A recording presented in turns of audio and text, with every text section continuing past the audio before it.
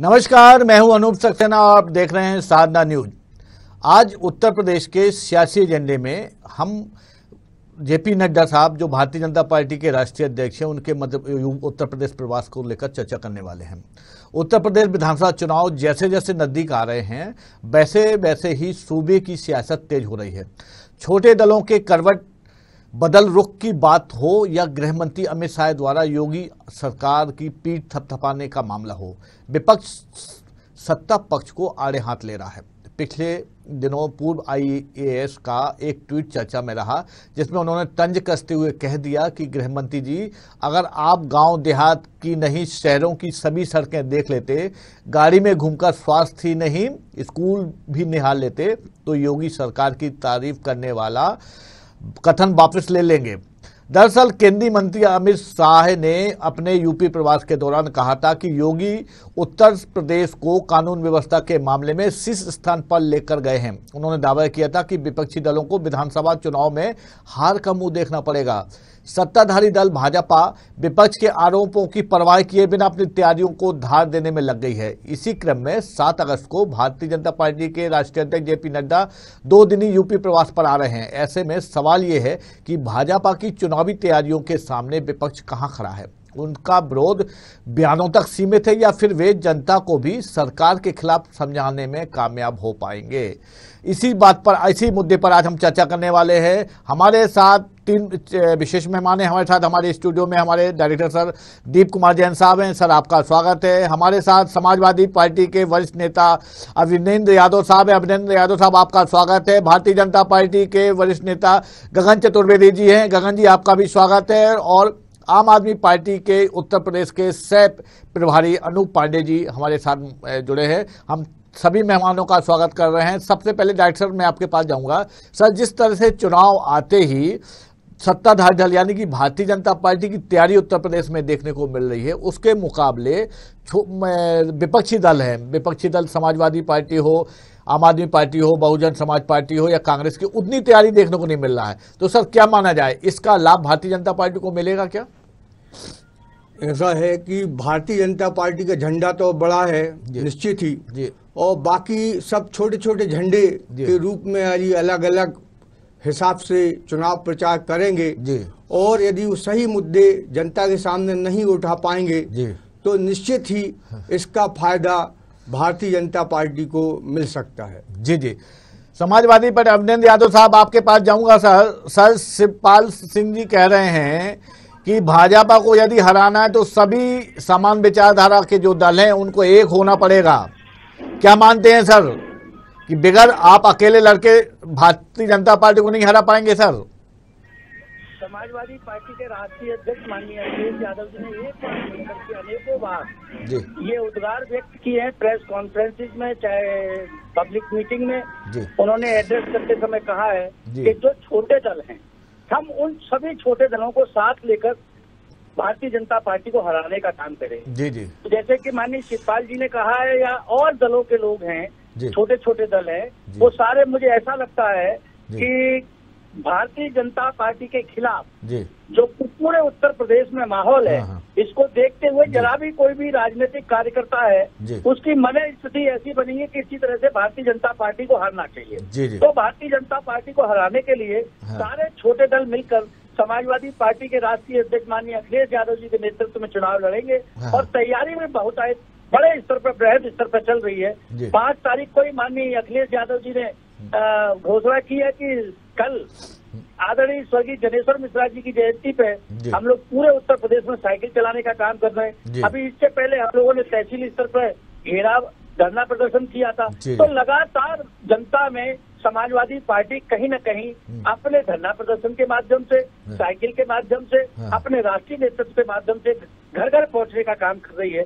मुझे लगता है कि भारतीय जनता पार्टी केवल यही दिवा स्वप्न में देखते हुए रह जाएगी कि उनके खिलाफ एंटी इनकम्बेंसी नहीं है। समाज का कोई तबका ऐसा नहीं है जिसमें एंटी इनकम्बेंसी ना हो, जो भारतीय जनता पार्टी से आज ना आ गया हो। तो इसलिए मुझे लगता है कि भारतीय जनता पार्टी केवल जीतने का दिवा स्वप्न देख जरूर रही है, लेकिन ये दिवा स्वप्न पूरा नहीं हो पाएगा। और निश्चित तौर से समाजवादी पार्टी 2022 में उत्तर प्रदेश में सरकार बनाने का काम करेगी। चलिए, अनूप पांडे साहब, संजय सिंह जी ने पिछले दिनों अखिलेश यादव साहब से मुलाकात की, तो क्या माना जाए कि उत्तर प्रदेश में समाजवादी की पार्टी और आप एक साथ मिलकर चुनाव लड़ने वाली है क्या?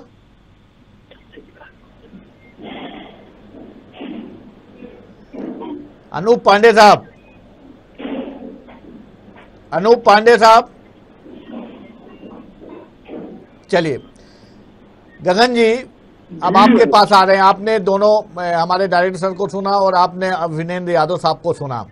मेरा सवाल आपसे यह है कि सर, पंचायत चुनाव के बाद केंद्रीय नेतृत्व ने कि जो जिस तरह से सक्रियता बढ़ा दी है, तो ये माना जाए कि नेतृत्व भले ही योगी जी का रहे चुनाव के दौरान, लेकिन चुनाव कमान दिल्ली के हाथों में रहेगी।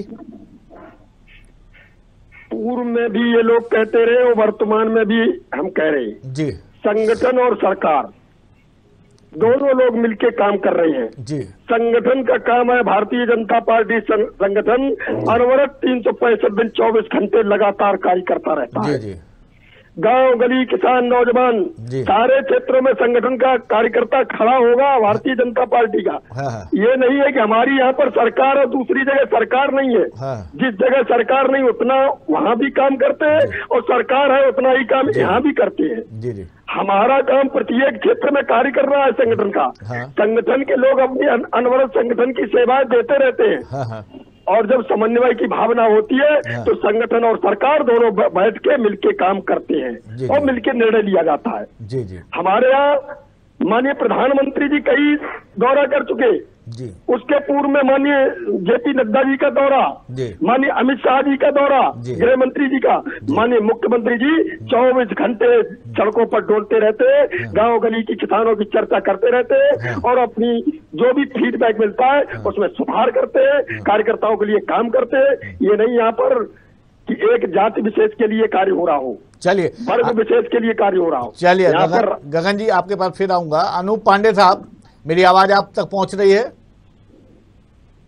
अनूप पांडे साहब, नमस्कार, आ रही है मेरी आवाज? जी बिल्कुल। अनूप पांडे साहब, मेरा एक सवाल आपसे था। सर, संजय सिंह जी ने पिछले दिनों अखिलेश यादव जी से मुलाकात की है सर, तो क्या माना जाए कि अगला चुनाव आम आदमी पार्टी समाजवादी पार्टी के साथ चुनाव लड़ने वाली है? ऐसा नहीं, विपक्षी दलों में डायलॉग होता रहता है, लोग एक दूसरे से मिलते रहते हैं जी।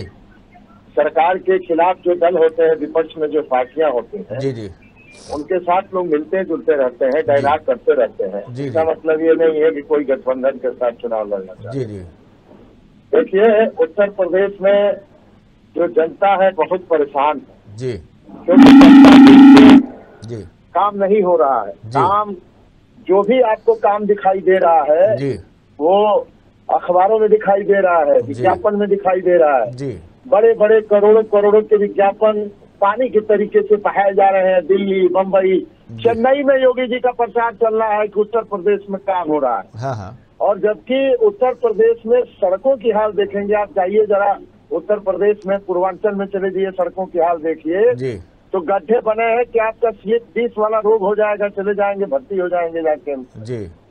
उत्तर प्रदेश में कानून की व्यवस्था ध्वस्त है जी। दुनिया में सुने होंगे कि चोर डकैती करने वाला डाकू चोर फरार होता है, लुटेरा फरार होता है, लेकिन उत्तर प्रदेश में एक SSP फरार चल रहा है आज 3 महीने से जी। उसका नाम है पाटीदार, जिसके ऊपर एक व्यापारी की सुपारी का आरोप है और सस्पेंड चल रहा है और फरार है जी। तो उत्तर प्रदेश के अंदर जब हमारे गृह मंत्री अमित शाह जी जा करके कानून की राज की बात कर रहे थे तो उत्तर प्रदेश की जनता हंस रही थी, अखबार जगत हंस रहा था कि कौन सा कानून का राज है कि जहाँ 14-15 पुलिस वाले खुदे मार दिए जा रहे हैं, पुलिस का इकबाल खत्म है, जहाँ पे जाति और धर्म दे करके पुलिस कार्रवाई करती है जी। तो कानून का राज तो कहीं है ही नहीं है जी। अब आइए जनता के बीच में जी। कोरोना काल में आपने देखा कि कोरोना को योगी जी ने निमंत्रण दिया, आओ कोरोना आ जाओ, चुनाव करा देता हूँ जिला पंचायत का जी। और जिला पंचायत का चुनाव होने के बाद गांव कोरोना फैल गया जी। मरे शिक्षक मर गए जो नौकरी करते हैं, जो चुनावी ड्यूटी किए जी। तो उत्तर प्रदेश के एक मंत्री है, बयान दे रहे हैं कि 2 लोगों की मौत हुई कोरोना से ड्यूटी के दरमियान जी। जब विपक्ष ने आवाज उठाया तो नहीं बोले नहीं जो आप लोग कह रहे हैं वही सही है जी। और अभी तक उन लोगों को मुआवजा तक नहीं मिला, कर्मचारियों को जबरदस्ती ड्यूटी लगाई गई जी। तो ये लोग कोरोना बुला के गाँव कोरोना पहुंचा के और गंगा मैया में लाश ले आए। लाश जो है लोगों को दफनाने की जगह नहीं मिल रही थी, वहाँ जलाने की जगह नहीं मिल रही थी। तो जनता इतनी जल्दी भूलती थोड़े है, जनता को पूरा याद है। और जातिवाद का जहाँ तक सवाल है, जी जी, भारतीय जनता पार्टी सबसे ज्यादा जातिवादी पार्टी है, सबसे ज्यादा सांप्रदायिक पार्टी है। हर जातियों को इकट्ठा करने का चलिए आपका जवाब लेंगे गगन चतुर्वेदी से, लेकिन इससे राजभर को पकड़ा गया, राजभर भगा था। चलिए मैं आऊंगा अनूप पांडे जी, आऊंगा अनूप पांडे जी, ठीक है, बहुत समय दे दिया आपको सर 1 मिनट।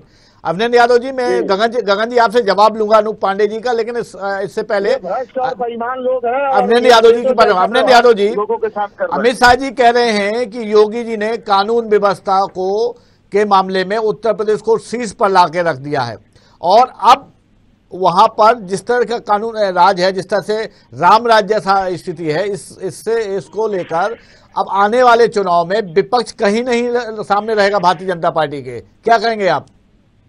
नहीं, बिल्कुल भारतीय जनता पार्टी के लोग जो झूठ का आवरण ओढ़ के राजनीति करते हैं तो उनका कुछ भी दावा करना स्वयं आवश्यक भावी है जी, जैसा मैं मानता हूँ जी। दूसरी बात ये है कि पूरे राजनीतिक इतिहास के पन्नों को पलट के देखें जी, और जब से आपने ये पत्रकारिता की जिंदगी की शुरुआत की है तब से लेके अब तक जी आपने कोई ऐसा मुख्यमंत्री नहीं सुना होगा जी, जिसने अपने ऊपर लगे हुए मुकदमों को वापस लिया हो जी। तो ये जो कानून का राज का जो ढिंढोरा पीटते हैं, मेरी समझ में नहीं आती कि वही मुख्यमंत्री जिनके पास 29 केस होते हैं और वही मुख्यमंत्री अपने केसों को वापस लेने का काम करते हैं, तो ऐसे सुशासन नहीं होता।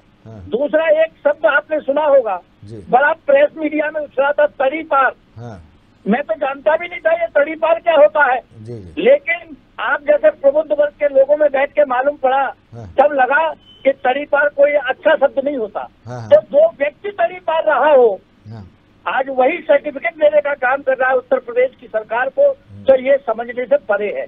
भारतीय जनता पार्टी में तमाम लोग जो अभी भारतीय जनता युवा मोर्चा की कार्यकारिणी गठित हुई है उसमें कानपुर के एक हिस्ट्री सीटर को प्रदेश का मंत्री बनाया गया है। कोई नीति नियत बिल्कुल ठीक नहीं है भारतीय जनता पार्टी की, और भारतीय जनता पार्टी अपने आगे पूरे लोकतंत्र को तहस नहस करके केवल सत्ता पे काबिज रहना चाहती है, चाहे जोर जबरदस्ती से, चाहे सरकारी अफसरों को नाक में नकेल डाल के, चाहे झूठ भरे बोल के, जनता को गुमराह करके दिमाग भटकाने का काम जो भारतीय जनता पार्टी करती है, मुझे लगता है ये घोर पाप करने का काम भारतीय जनता पार्टी करती है। और निश्चित तौर से अब ये पाप का घड़ा भर गया है भारतीय जनता पार्टी का। 2022 में इनके सपने साकार होने वाले नहीं है। भारतीय जनता पार्टी के खिलाफ चाहे समाजवादी पार्टी हो, चाहे तमाम विपक्षी दल हो, मुझे लगता है कहीं न कहीं जनता में घर करने का काम करेंगे, जनता के दिलों को जीतने का काम करेंगे और समाजवादी पार्टी ही लास्ट में सरकार बनाने में कामयाब हो। चलिए गगन चतुर्वेदी साहब, पहले तो मैं अनूप पांडे साहब ने जो आरोप लगाया उसका जवाब, और फिर अभिनंदन यादव साहब ने जो बोला है उसका जवाब। जी ने बहुत अच्छे आरोप लगाए जी, माननीय मुख्यमंत्री जी के ऊपर आरोप लगा दिया, ये कोरोना लेके आए। हमें लग रहा है ये दिल्ली से कोरोना चला था इनका, और कहाँ तक पहुंचाया इन्होंने ये पांडे जी जाने। इनका काम है आरोप लगाना, हमें गंदगी को साफ करना है, इनको कमरे में बैठकर आरोप लगाना काम है, यही इनका आरोप लगाने का काम रहता है। और रही बात पूर्वांचल से लेकर पश्चिम तक, उत्तर से लेकर दक्षिण तक, सड़कें ये शायद गए नहीं होंगे, लेकिन सड़कों पर चढ़ के देखिए माननीय मुख्यमंत्री जी ने कैसी सड़कें बनवाई हैं। विकास कार्य ये नहीं किया कि हमने एक जनपद के लिए विकास कार्य किया हो, क्योंकि एक जिलों में विकास कार्य किया। उत्तर प्रदेश में चाहे वो सोनभद्र हो चाहे नोएडा हो, विकास कार्य बराबर का हो रहा है। और विपक्ष की बात कहते हैं, विपक्ष पूर्व में भी एक हुआ है और वर्तमान में भी एक होना चाहता है। लेकिन हम सबको मिला के एकत्रित होके इनसे लड़ाई लड़ेंगे। जनता का विश्वास मेरे साथ है और जनता मुझे चाह रही है। अनूप पांडे साहब, जनता का विश्वास नहीं भी रहेगा तो भी इनकी पुलिस और इनका प्रशासन, अभी आपने जिला पंचायत के चुनाव में देखा होगा जी, महिलाओं की साड़ी तक इन लोगों ने फाड़ डाला जी। कानून व्यवस्था है। अभी हमारे भाई तारीपार कह रहे थे कि तारीपार क्या बताएगा, तारीपार उसका जवाब लेंगे, उसका जवाब लेंगे। आप अपनी बात रखिए। सुनिए जी जी। अकल और शकल दोनों से गृह मंत्री जी क्या लगते हैं, ईश्वर जाने, भगवान जाने, हमारी भारतीय जनता पार्टी के प्रवक्ता जाने जी। अकल और शकल दोनों से वो क्या लगते हैं जी। दूसरी बात यह है कि जिला पंचायत का और जो अभी ग्राम प्रधानी का चुनाव हुआ जी, इसमें जिस तरीके से जिला पंचायत के अध्यक्ष का चुनाव हुआ जी, महिलाओं की इज्जत की बात कर रहे हैं। यही उत्तर प्रदेश का हापुड़ जिला है कि हापुड़ में एक महिला को रेप किया गया 3-4 लोगों द्वारा, एक बच्ची को 23-24 साल की बच्ची थी और उसकी जीभ को काट लिया गया, उसकी गर्दन को मरोड़ लिया गया और बच्ची जब मर गई, जब हंगामा खड़ा हुआ देश में, तो यही योगी जी की बहुत मजबूत पुलिस ने और मिट्टी का तेल डाल के उसका लड़ा। ये कानून व्यवस्था और राम राज्य की बात करते हैं। इन लोगों को जनता तो जाए ना, जनता गांव में जाए तो जनता बता रही है। आशीर्वाद यात्रा जनता इनको कैसे आशीर्वाद देगी, एक तो वोट नहीं देगी और दूसरा इनको सोच देगी। यहाँ तो उत्तर प्रदेश में छाती में गोली मारी जा रही है, लोगों के सीने में गोली मारी जा रही है। ये कानून व्यवस्था की बात करते हैं, चुन चुन करके मारा गया है लोगों को। चलिए गगन जी, आप जवाब दीजिएगा जल्दी से। गगन जी, यहाँ लोकतंत्र खत्म है देश के अंदर और उत्तर प्रदेश के अंदर। गगन चतुर्वेदी साहब, अनूप पांडे जी, गगन जी, आप आपने यादव जी का और इनका जवाब जल्दी से दीजिए। मोदी जी और मोदी जी के सरकार मवालिक किसानों को बोल रहे। अनूप जी रुक जाइए, प्लीज रुक जाइए जी, बताइए। पांडे जी, इन्हीं उल्टे सीधे बयानों की वजह से आप लोग उल्टे सीधे जो बयान देते हैं उसी वजह से जनता आपसे खपा है। दूसरी बात, जनता आपको देखना पसंद नहीं करती है। और रही बात उत्तर प्रदेश की, तो एक चुनाव नहीं कई चुनाव निकल चुके जिसमें जनता आपको बराबर सबक सिखा रही है और फिर उठ के आप आ जाते हैं कि अब की बार देखते हैं। लेकिन मित्र पांडे जी, आपको बताना चाहता हूँ, कोई भी परिवार गांव गली का ऐसा बचाओ जिसमें विकास कार्य न हुआ हो, जिसमें किसान सम्मान न पहुंची हो, जिसमें शौचालय न पहुंचा हो, जिसमें कोरोना काल में कोई काम न हुआ हो। तो मैं जल्दी से दीप कुमार जैन साहब के पास जाऊंगा। सर, जिस तरह से उत्तर प्रदेश में चुनाव आते ही छोटे दलों के जो स्वर बदल रहे हैं, उससे क्या माना जाए सर? छोटे दल तो हमेशा ये चाहते हैं कि उनको ज़्यादा से ज़्यादा फायदा हो चुनाव के वक्त में, और वो किसी न किसी पार्टी से अपना सामंजस्य बिठाना चाहते हैं।